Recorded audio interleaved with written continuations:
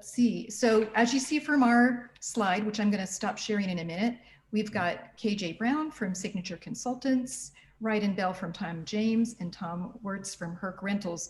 I'm going to stop sharing my screen and let them, in that order, if you don't mind, introduce themselves, tell you a little bit about their role and what they're hiring for, and then we will jump into the questions, okay?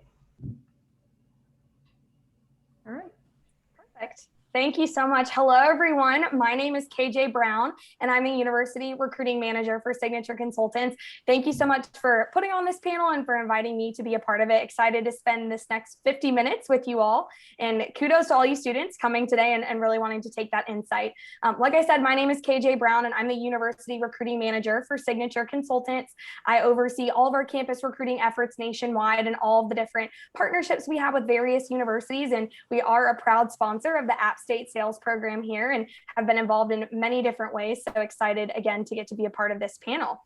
We hire for full-time sales roles. So you start off in a hybrid inside and outside sales position and then progress to a fully outside sales role. And then we also are hiring for our sales internship, which runs during the summer. Our sales internship is paid, and this summer it's going to be remote, but we are taking our largest class to date of over 50 interns. And so definitely have some spots available there, and also hiring nationwide for our full-time sales role. And we have offices all across the country. So obviously a strong presence in the Southeast, but over 25 locations nationwide. So if you're interested in going somewhere outside of the Southeast, that is an option as well. That's a little bit about me and about our opportunities. Thank you. Awesome. Well, I think my name was next on the list, and I'm Ryden Bell with Tom James Company. And my role at Tom James is I'm a salesperson, so I run a clientele of about 500, 600 people in the Charlotte area is where I work out of. But I also have the pleasure of working with some campuses around the Charlotte area. So I work with Appalachian State and have worked with the sales program like KJ for many years. And then I also work with High Point University and University of South Carolina. And I also oversee, it's about a third of the company's just recruiting efforts just kind of in this region, and make sure all students are happy and being placed, and then excited about the roles. So what we're looking for and what we're hiring for, we're definitely hiring full-time positions. We did hire interns for this summer, but we actually have filled all of our spots except for Cleveland, Ohio, which will probably be filled within the next 2 weeks. So if you are from Cleveland or super excited about Cleveland, Ohio, then you can still apply for that on our website. But we're hiring we have about 100 different locations around the world. With COVID, we're probably hiring mostly for US right now, and pretty much any major city you can imagine we're hiring out of. So that's a little bit about me and the role and kind of what we're looking for. That sounds great. Thank you. I guess that leaves me, doesn't it? So my name is Tom Wirtz. I am the head of all talent acquisition for Herc Rentals. I oversee basically all hiring, all of the recruiters. I lead campus as well. So I've got a campus team, a full campus team that hires all across North America. And we are currently hiring for our Black and Gold Academy, which is our early career sales program. We're also looking for interns. We've got almost 300 branches across the United States and Canada. So we are looking for students who want to, go where their minds and hearts and dreams, want to take them. Usually we have a branch in one of those neck of the woods.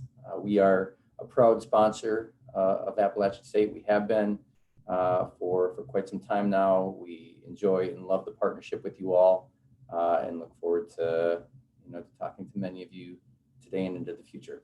So very happy to be here.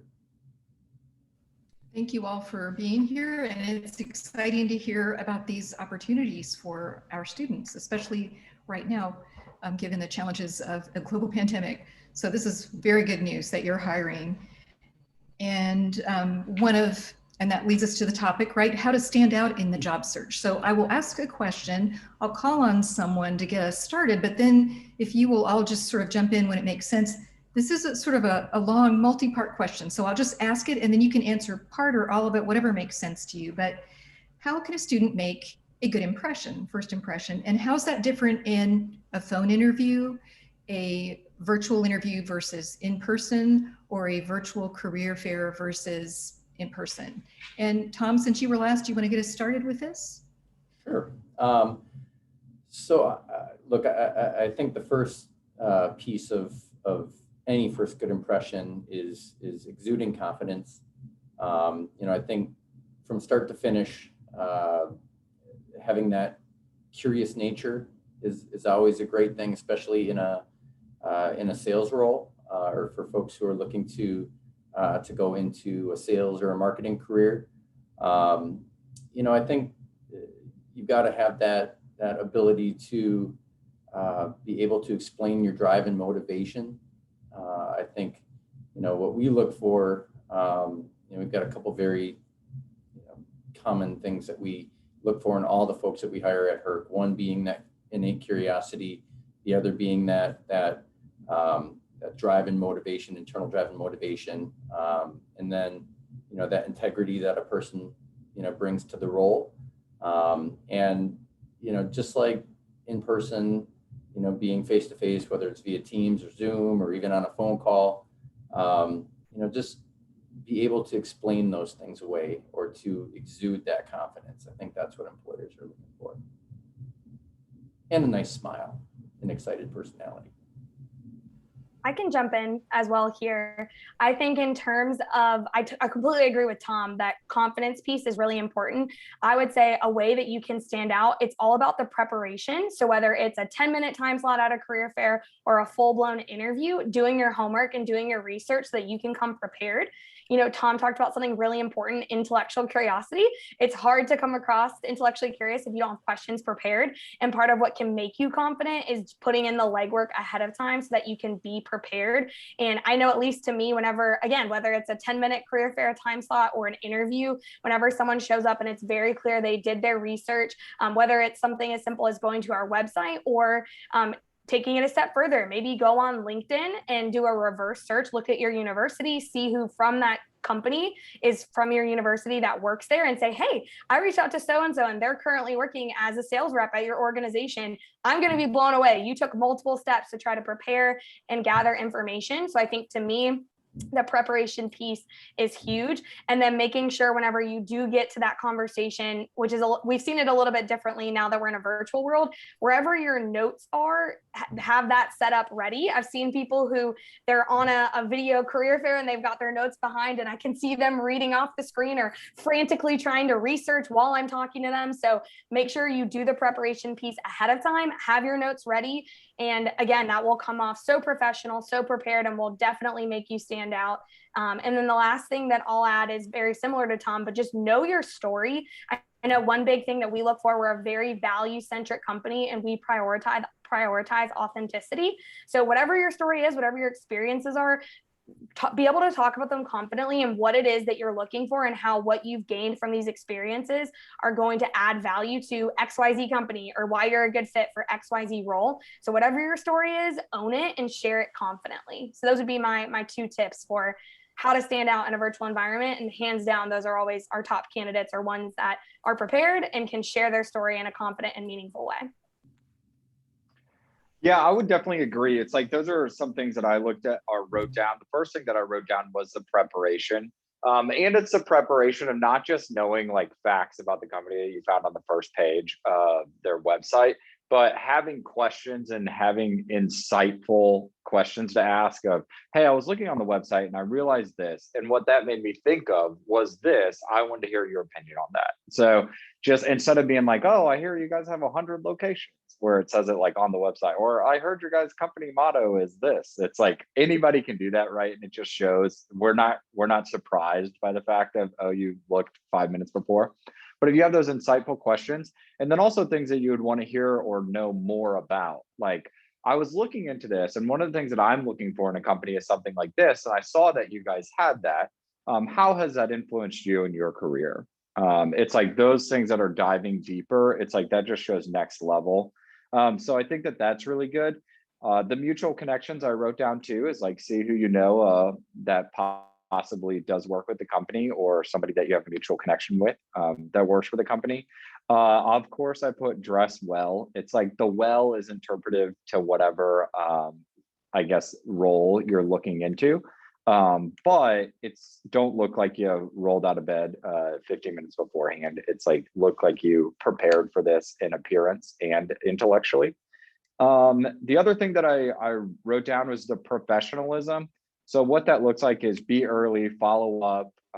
Once again, the preparation. Another thing that I wrote down that I have been, and I imagine that my other recruiters will agree, that I've become ever more wanting out of candidates is just decisiveness. It's like be decisive. If I ask you, hey, what locations would you want to be in? And you're like, I'd be anywhere. It's like that doesn't help. And it's like that's not helping you as much because that just means, okay, this like I have no idea where this person's at. I don't understand if they're serious about this, if they're not serious, and that's why they can't come up with it. It's like be decisive.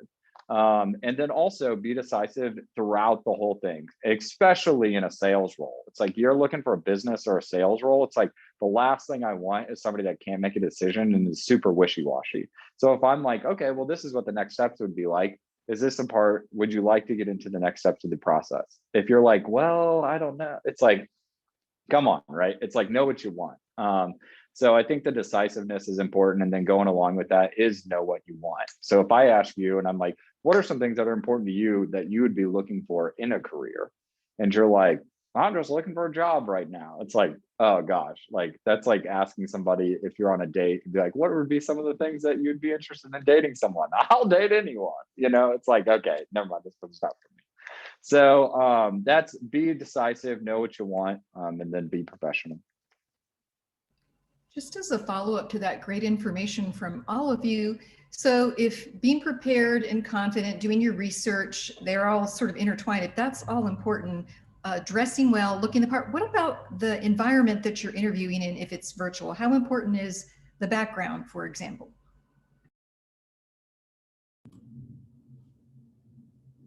It's important to pick the right background. Let's just put it that way. Can you say more? Yeah, sure. So professional. So if you can't be in a professional setting, I mean, there are backdrops that you can use to make it look professional. So, you know, there's tasteful backgrounds. There's, you know, find a nice quiet spot where you can concentrate and give your full attention. You know, I've interviewed a couple people who have been like at a coffee shop where it's loud and you know, a bit distracting. So, you know, long story short, give yourself the best opportunity by putting yourself in the right situation, giving yourself the best environment so that you can perform your best, plain and simple. Yeah, I think either way, they shouldn't remember you by whatever your background was, positive or negative, right? I've seen some people with these virtual backgrounds too, go too much and be too intense with it. And it's like, I literally don't remember anything about you except that you had this crazy background as for your interview. So it's like, just, you know, classic white walls, basic logos. Just keep it simple and professional. I would agree too. I think less is more. If you're in a situation where you can't find a good spot, it could be as simple as having a white wall as your backdrop. And as long as you are in an environment where you can focus, you're professional, you're not going to be distracted by what's around you.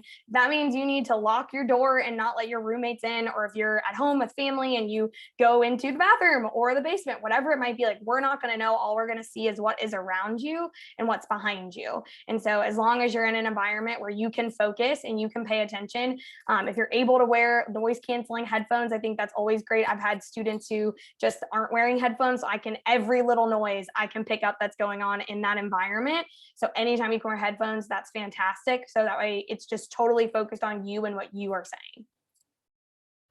That's great advice. And I'm really hoping my dog won't start barking right now. So just to kind of segue, one of the questions I wanted to ask you, and KJ, we'll start with you if you don't mind, is in addition to having a crazy background or an inappropriate background or a distracting background, what else should students not do if they want to make a good first impression? Yeah, so Ryden already hit on a few that I would say would be not great first impressions. I mean, again, not to piggyback off the answer I gave last time, but not being prepared. It's very obvious if you have not put in the time and effort to be ready for that conversation. And what that says to me is that you don't value my time and that you don't feel like it's enough of your time and it's worth it for you to do research and look this up, and that you're just not even interested. So to me, it's like, if you're not going to do the legwork, you're clearly not interested in the opportunity. So why should I give my time to talk with you if it's not something you're seriously considering? So I think the preparation piece is huge. I also would echo Ryden, the indecisive waffling, which sometimes I know that sometimes advice that's given to students is like, be flexible because you don't know what offices are hiring. But I think that goes to asking good questions. In Ryden's example, where they have over 100 offices, or for us, where we have 25 plus, we're growing right now. A great question would be, where does future opportunity look like? My top location right now would be Miami, Florida, but I would love to potentially move out west. Do you have any locations out west that you're expanding to? Because that could be a place I could see myself down the road. So I think to me, it's the preparation piece and it's knowing what you want.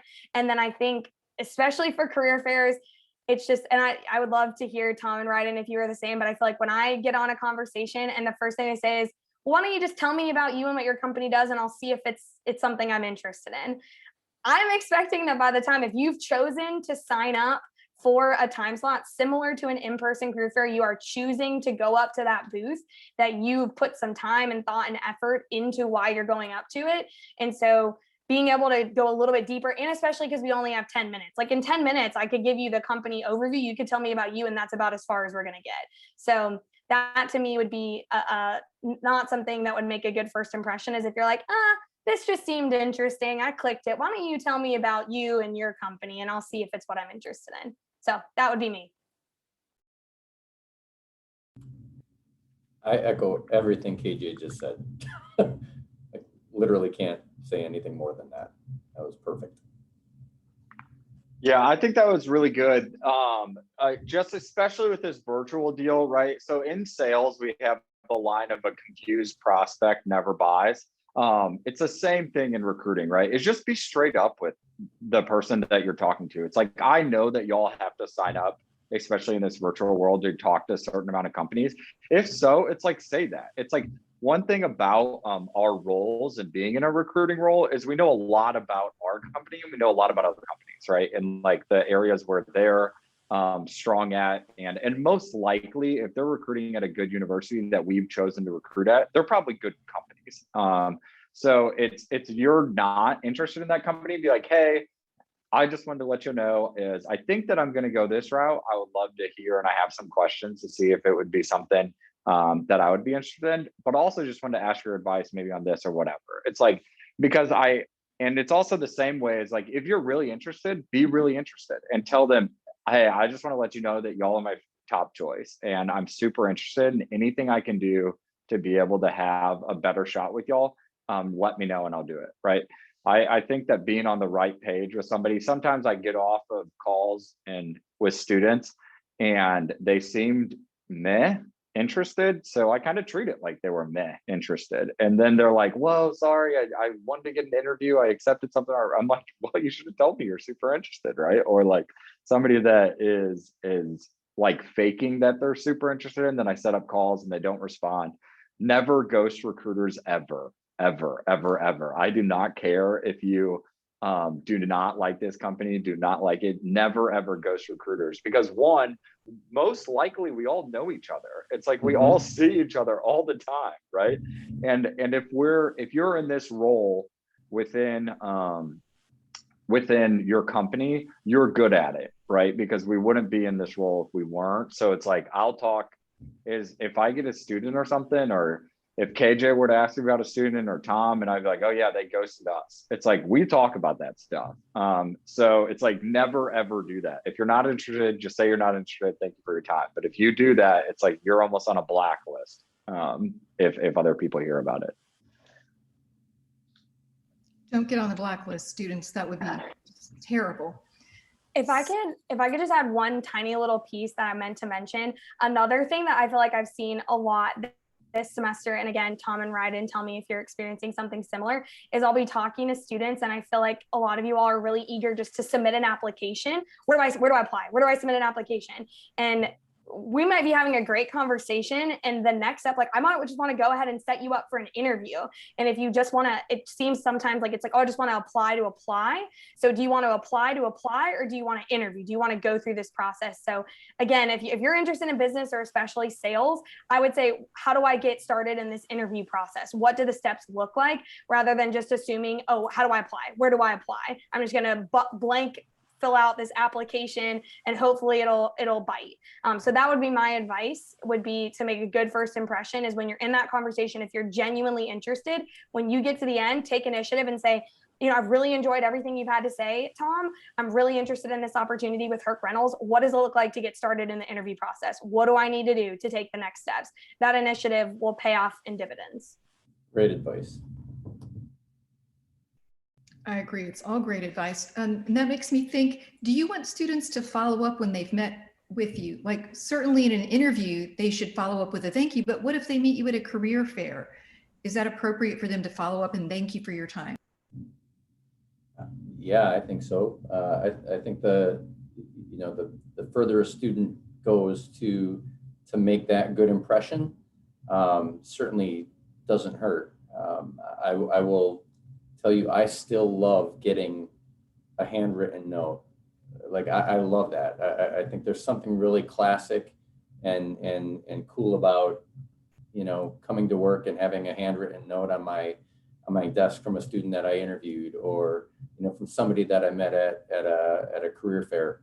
There's all kinds of different ways to you know, say thank you or make that appropriate follow-up, but yeah, I don't ever think there's, you know, there's too much. So. I definitely think so too. And one of the things that I think students forget sometimes is like, our job is to place you in a role with our company if you're a good fit, right? So a lot of times we will have you, there's advantages to having us on your side and having us know your name and know where you're at in the process. And I think sometimes students forget that we're just like application bubbles where you just come to us and then you apply and then it's like, see you later. But if students catch up with me at a career fair and then they follow up, a lot of times I can even get them past the first step from the application to an interview, because it's like, that's what my job is, right? And then it's also further past that, as if they're like, hey, Ryden, so excited, thank you so much, just got set up for an interview with Atlanta. Guess what I'm gonna do? I'm gonna call the leaders in Atlanta that run it, and I'm like, hey, this girl's a rock star, you gotta be ready for her, she's gonna be awesome, make sure you spend some time with her. And I'm gonna do that, which I would not do if I didn't know that you got set up with her, right? And it's like, and it goes further than that. Hey, just had my interview with Atlanta, thought it was awesome, would be so excited for an opportunity. Guess what I'm gonna do? I'm going to call the leaders in Atlanta and be like, hey, how's the interview? How was it? Was she as cool as I thought or better? You know, it's like, then I can help you through that. But if you don't let me know along the process, then you're hoping that I just keep an eye on it out of you, out of the other, you know, 100 students that are there. So it's like, we will be an asset for you if you allow us to be along your process.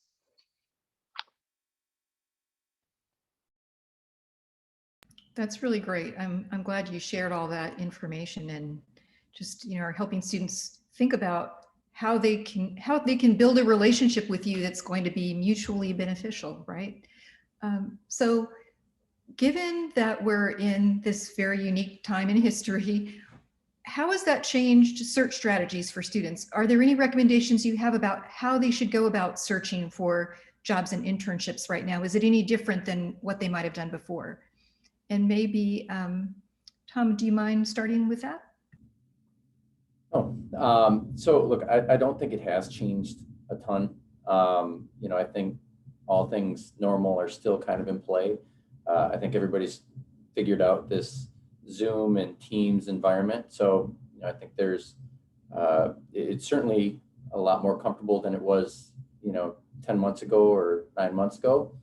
I think the only advice I'd really give students from a strategy standpoint is don't count out, different possibilities, right? There's the sexy, and then there's, companies that may be a little bit different than you're looking for, but don't count those companies out.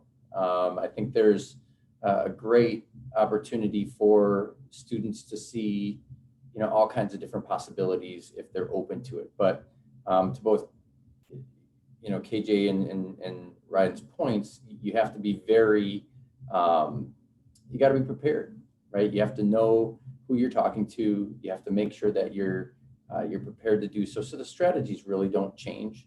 There's a lot of great companies out there that are still hiring, and your strategy should just be to be prepared, be confident, understand the companies you're talking to, and open your mind up to all kinds of possibilities. I agree with Tom. I think holistically, the process hasn't changed, but I do feel like there's a renewed focus and intensity in the networking piece. So if you are not networking on LinkedIn, if you don't have a LinkedIn, or your LinkedIn is not up to date, or you're not using it to its fullest potential, I would highly recommend doing so. Now more than ever over the last year, my number one piece of advice to students is get on LinkedIn and explore. Start with App State, start with your network, and see what's out there. And similar to Tom's point, don't discount anything, but reach out to people and say, hey, I noticed you're an App State alum and your role as XYZ seems really interesting to me. Do you have 15 or 20 minutes for me to hop on a call with you and ask you some questions? I will let you in on the biggest secret. People love to talk about themselves. So you are in a really good environment to reach out to people and say, hey, do you have 15 or 20 minutes to talk about yourself and how successful you are at your role? People are most likely than not going to agree. And I will give you an extra pro tip. Start with recruiters. I'll volunteer Tom, Ryden, and myself. Start with us and you'll have 100% success rate because we're on LinkedIn Recruiter like our life depends on it. It's what we do all day for our job. And so reach out, set up a call, 15 to 20 minutes, try to learn as much as you can. And when you're on that call, ask for referrals. You should not get off that call without saying, who should I talk to next if I'm interested in this opportunity or this company? Who would be a great person for me to connect to? I have connected so many people to, depending on what they're interested in, alumni that work at our company in a wide variety of roles. So my suggestion to you is, I think you really need to take advantage of this networking piece, take advantage of your network. Don't be afraid to reach out to someone who you don't know and say, hey, I noticed you're at XYZ company. Again, do you have 15 or 20 minutes to hop on the phone and just answer a few of my questions? Now, when you get on that call, same advice we've been giving you, be prepared. Don't get on and say, Tom, great to meet you. Tell me about yourself. And then you have no questions prepared. Tom's taking 20 minutes out of his day. Be ready, come prepared to that conversation. And then when you get done with that conversation, send a thank you and say, thank you so much, Tom, for your time. I enjoyed hearing about your experience on the soccer team and how being an athlete made you successful in sales. I'm really looking forward to talking to Ryden. I set up a call with him next week. Again, those types of things are going to put you in such a position for success. And the sooner you start, the better. So that is the piece I feel like that is amped up, that if you're not currently doing, I highly recommend you get started. Yeah, I have a piece on LinkedIn, and I'll go into that kind of in the next question. But definitely extremely important. The other thing that I would say too is really 2 points. Is one, in my business and sales, it's like we call it shaking the bushes, just getting out there, shaking the bushes, seeing what you can do, seeing what comes out of it, right? Another thing that you'll know about recruiters too is like if you make a good impression, and even if that company is not right for you, once again, we all have a heart for students. That's why we're in it. There's no chance we would be successful in what we do in the recruiting role if we didn't care about y'all. So it's like we'll be willing to help you either way, however that looks, right? Is if I get a student that's like, oh, well, I think I'm actually looking towards this route, but is there anyone that you know in your role or that you've connected with that you think would be a possibility to talk to or maybe further conversation? It's like, I would for sure recommend and be like, oh, well, that's actually what Signature does. Go talk to them. Or like, oh, well, that's kind of how Herc is. It's like, you should go talk to them. It's like, we'll do that. It's like, we do care about y'all, but you're never going to get those conversations unless you get out there and start shaking the bushes, having conversations and see how it goes. It's also like, make a way for yourself to stand out. It's like, if you need, pick up the phone, like call somebody and leave a voicemail. Most likely they're not going to answer because they're pretty busy, but like leave a voicemail. It's different from a LinkedIn message, right? It's like my number's on LinkedIn, some other people's are, at least their work number. It's like, leave a message. It's like, they're probably going to get one voicemail from a student a day. It's like, they're probably going to get tons of LinkedIn messages, or it's just crowded, right? So it's like, be different. The other thing that I would say right now that I've seen is, just because this market is like this, and you're turning on the news and it's like, oh gosh, what's going on? How is business? Are we ever going to survive? Are people ever? It's like, it's not like that once you actually get out in the business world. So the thing that I would say is, like, don't take a scared job just because you're like, oh, well, I'm going to take this role because it's safe, or because I'm scared to go out into this, or I'm worried about sales because who knows how it could be or what it could be like out there. It's like, don't take a scared job, because one, guess how effective you're going to be in that scared job that you don't really like, and it's like, you're not going to do well, because it's like, it's kind of being one foot in and one foot out, and no one's ever successful in a role that's a pretty tough big boy, big girl role, that you got one foot in and one foot out. So do not take a scared role. It's like, go for a job that you really want, you desire, and that you're excited about, instead of being like, oh, well, I'll do this right now because the market's kind of crazy, and then I'll look for something later. Don't do that. It's not going to go over well. And it's like, you guys deserve better than that. It's like, you guys are all on this call, you're taking a step out there. It's like, don't go take a scared job just because you're afraid of going for something else right now. And most companies are hiring. It's like, you see on the news and be like, oh gosh, people aren't going to hire. It's like, they are. It's like, just get out there and start talking to people and go for something that you really desire. Great advice. And I'll quickly ask you a last question, because I want to move on to students and let them ask you questions. But KJ did a really good job of talking about LinkedIn and how you can use that to your advantage. Do Tom, Ryden have anything to add, or KJ, do you have anything to add about the importance of LinkedIn? It's insanely important. I mean, I teach a class to our entire company, just on the importance of making sure that your LinkedIn profile is up to date, that it looks professional, that it's, it represents, who you are. From a company's perspective, from an internal company's perspective, managers always kind of freak out that we're talking to their people about updating and making their profiles look, more professional, just for the sole fact that they don't want us turning over people, right? I totally disagree with that. If you have a great LinkedIn profile, you represent the company, you represent who you are, and it's, for students, it's really your first real resume opportunity, right? It's your first real way to to get your profile out, the things that you care about. It's a very, very important thing. And if you don't have a role, I mean, LinkedIn has gone as far now as to create the open, the green open and looking tags to the profiles. So it's really, really important. Take it seriously. Make sure your profile is up to date and professional.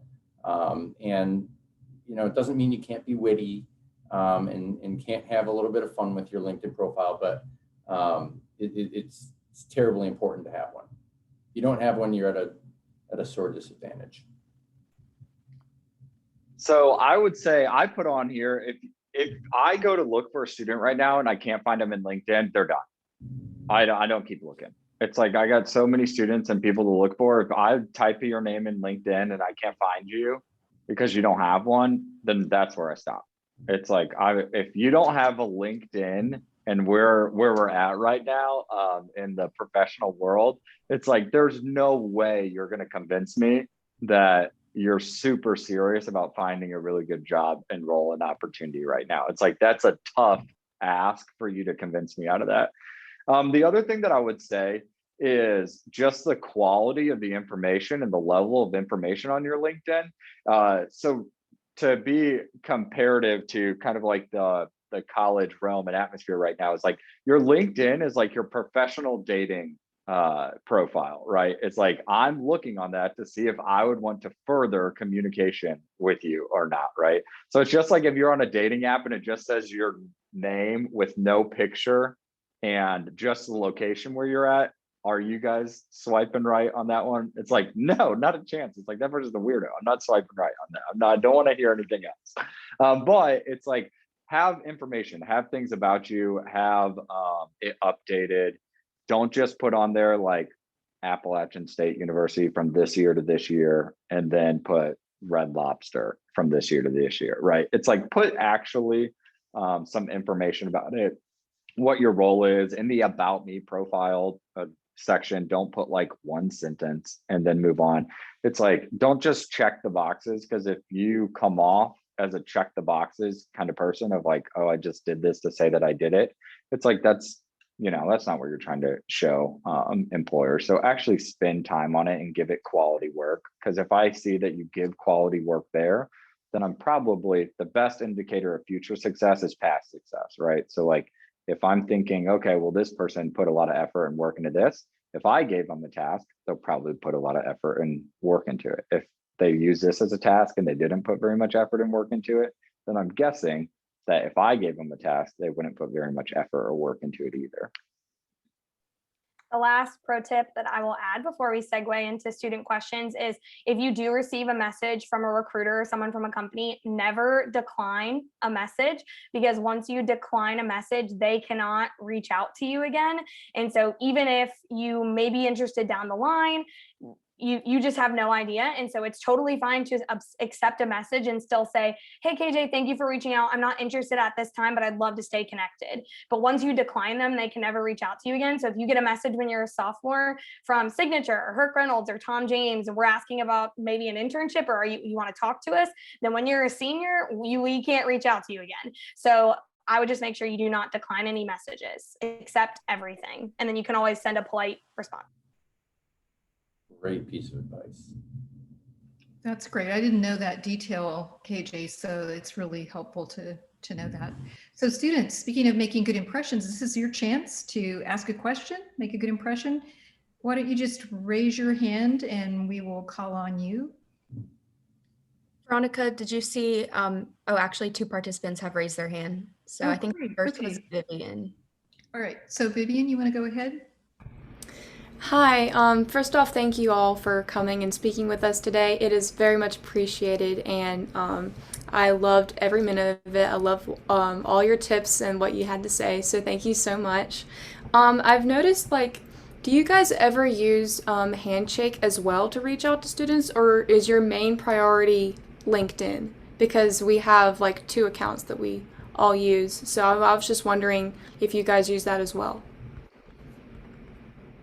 I can jump in. We do use Handshake. I think the important thing with Handshake versus LinkedIn is Handshake, there's sort of different levels of access that you can have with Handshake. And so for employers, if you have a basic level access account, your ability to interface and send messages and engage on Handshake looks very different from a company that has a premium sponsorship. Whereas on LinkedIn, it's a similar setup where LinkedIn Recruiter, you can definitely do more than regular LinkedIn, but regular LinkedIn is still extremely effective. You can send unlimited messages. So at least in my experience, we use both, but I would say LinkedIn, that is the majority of where our interactions are coming from with our prospective hires, where a lot of our networking is coming from. But Handshake we use as well. I would just say it's much more LinkedIn, at least for me and my company and my team.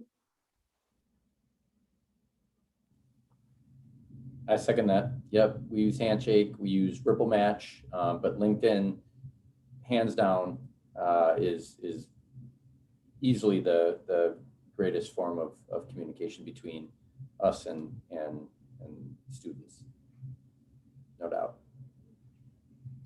Austin? Thank you. Thank you. Austin, do you want to ask your question?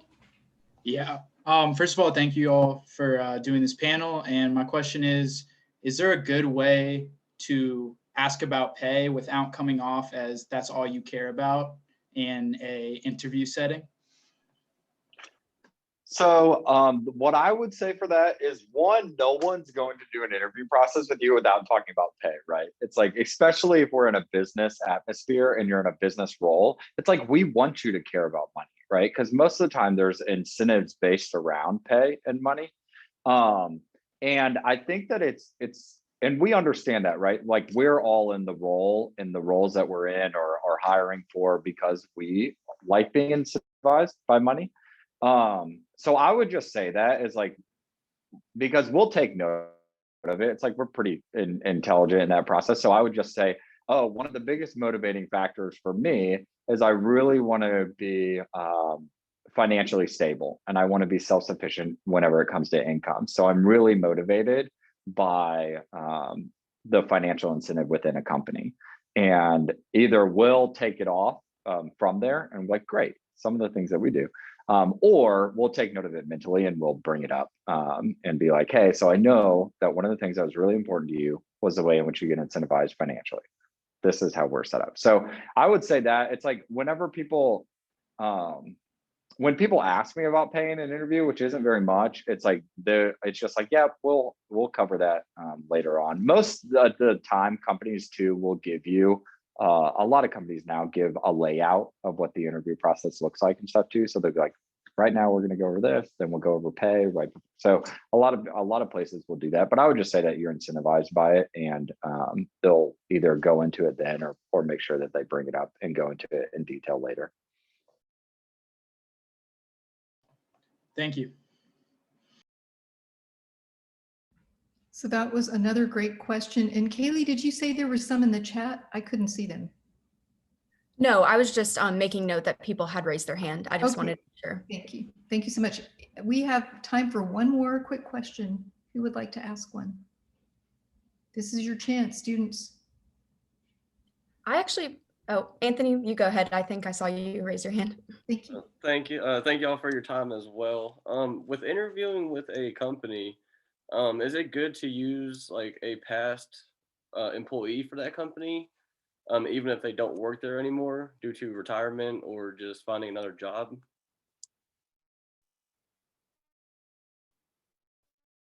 Do you mean in terms of like in an interview saying, I know so-and-so who used to work at your company? Is that what you mean? Yeah. I think in my opinion, if someone said, hey, I know so-and-so who was at the company, I would only bring it up if you heard really positive things from that person.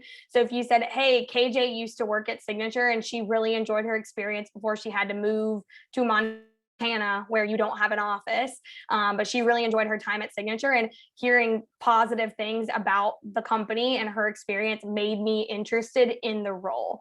But if you're just mentioning it to mention it, then I don't know that I would advise you to do that. But if there's some sort of value add, if it's the reason you're interested in the company, or similar to some of what we've talked about so far, I feel like KJ mentioned her favorite part about working at Signature was the flexibility and PTO. Like, can you tell me a little bit about what that looks like? Or, whatever it might be. Like, if you have something to add from what they've shared with you, then I would bring it up. But I wouldn't just say, I know KJ. She worked at Signature. I would bring it up if you had something tangible that you could either turn into a question or a positive experience to say, that's what really spiked my interest in your company, is that I know someone who used to be there. But if if it's your best friend and they're like, oh man, like I burned out, like I didn't hit my sales goals month after month, and so I had to leave, I wouldn't bring that person up, because again, I just wouldn't do it. But if they had a positive experience and what they shared with you is a positive experience, then, and it's related to something you can bring up in a question, or it's going to add value to your interview, then I say go for it. Yeah, otherwise it's just risky and awkward. Honestly, it's I've actually had people who have done it a lot, and it's just like, it makes it awkward for the interviewer too, because it's like, I don't know if they know that person doesn't work here anymore, and so it's like, if you just know the background, because also whatever traits that person possessed, they're going to put on you initially, right? Because it's like birds of a feather, right? So it's like, you got to make sure that if this perception was put on me, if I would be happy with it. So. Okay, thank you. All right, so we're going to switch now to the raffle, and I'm going to turn it over to Kaylee. She'll share her screen and she'll spin the wheel and we'll see who wins.